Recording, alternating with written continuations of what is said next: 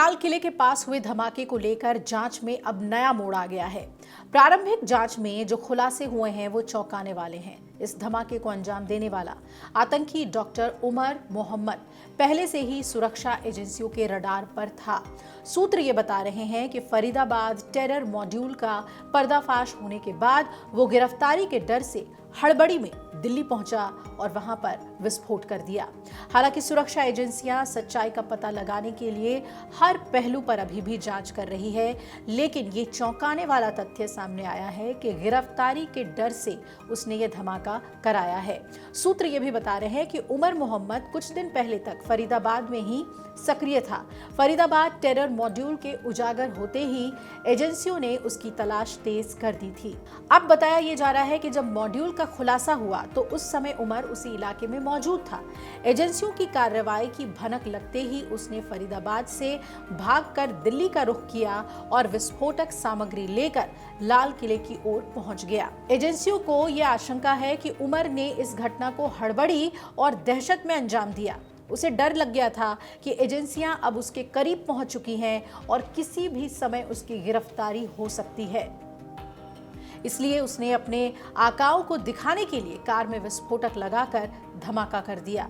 प्रारंभिक जांच में यह बात सामने आई है कि आतंकी उमर कार में अकेला था। उसने अपने साथियों की मदद से कार में पहले से विस्फोटक फिट किए थे।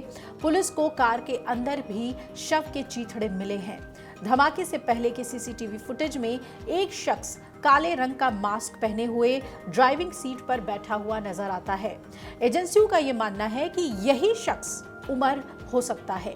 सुरक्षा एजेंसियों को शक है कि कार में मौजूद शख्स आतंकी उमर था, लेकिन इसकी पुष्टि होना अभी बाकी है। फॉरेंसिक टीम ने घटना स्थल से मिले शव के अंशों को जांच के लिए भेज दिया है। डीएनए जांच से यह पता लगाया जाएगा कि क्या विस्फोट में मारा गया व्यक्ति डॉक्टर उमर मोहम्मद ही था। आपको बता दें कि जांच एजेंसियां ये भी तलाश कर रही हैं कि उमर किन लोगों के संपर्क में था, क्या दिल्ली में उसके कोई ठिकाने थे। एजेंसियां ये भी जानने में जुटी हैं कि क्या किसी स्थानीय व्यक्ति या मॉड्यूल ने उसकी मदद की थी। एजेंसी का मानना है कि धमाके में कोई स्थानीय व्यक्ति भी उमर के साथ था।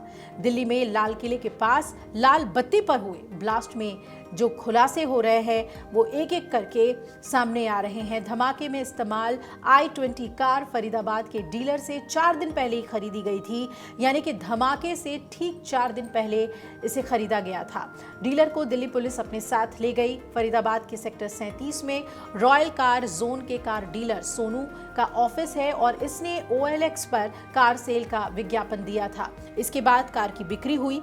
फरीदाबाद पुलिस प्रवक्ता यशपाल सिंह ने जानकारी दी कि सोनू को दिल्ली पुलिस सेल के हवाले कर दिया गया और पूछताछ जारी है। लाल किले के सामने जिस i20 कार में ये धमाका हुआ था वो दरअसल हरियाणा का ही है। ये कार गुरुग्राम नॉर्थ RTO पर एक कार रजिस्टर्ड बताई जा रही है और ये 1 साल में 7 बार बेची जा चुकी है। पुलिस ने ये भी पुष्टि की कि ये धमाका सुनियोजित आतंकी साजिश का नतीजा था। मौके से बरामद मलबे में IED के अवशेष मिले हैं और खास बात यह है कि जिस तरह से धमाका हुआ वहां ना तो गड्ढा हुआ और ना ही मृतकों के शरीर काले पड़े हैं। NIA, Delhi police special cell और फॉरेंसिक टीमें मिलकर इस पूरे इलाके की गहन जांच कर चुकी है। सुरक्षा एजेंसियां आतंकी मॉड्यूल की कड़ियों को खंगालने में जुटी है और पुलिस अधिकारियों के मुताबिक कार के पिछले हिस्से में ही धमाका हुआ है और पिछले हिस्से में IED छिपाने की संभावना होती है। कार का नंबर प्लेट HR26CE7674 जिसमें धमाका हुआ, रजिस्ट्रेशन गुरुग्राम का हरियाणा निवासी सलमान के नाम था। पुलिस ने उसे तत्काल हिरासत में लेकर पूछताछ की थी और उसने बताया कि कार ओखला निवासी देवेंद्र को उसने बेच दी थी। देवेंद्र ने उसे अंबाला में किसी तीसरे को बेच दी और वहां से कार पुलवामा निवासी तारिक को बेच दी गई थी।